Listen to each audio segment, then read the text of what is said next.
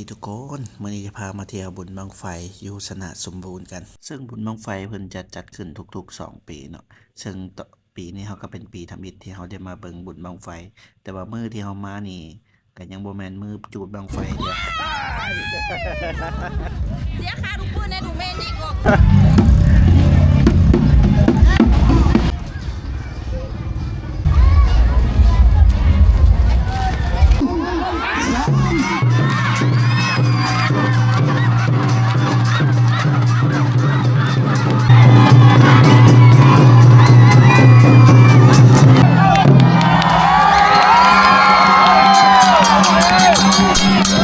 กองปะทะกันระหว่างบ้านนาขวาง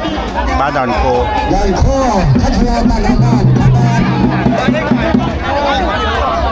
วัดสะพายคุ้มกลาง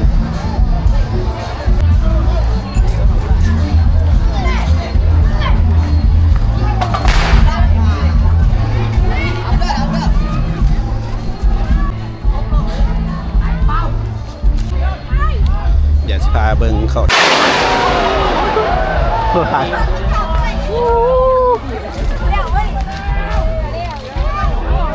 ยมันโมยอดดอกมันยังดิ่งอยู่มันก็จะหอนย่อยมันนี่เบิดมาอายุดิ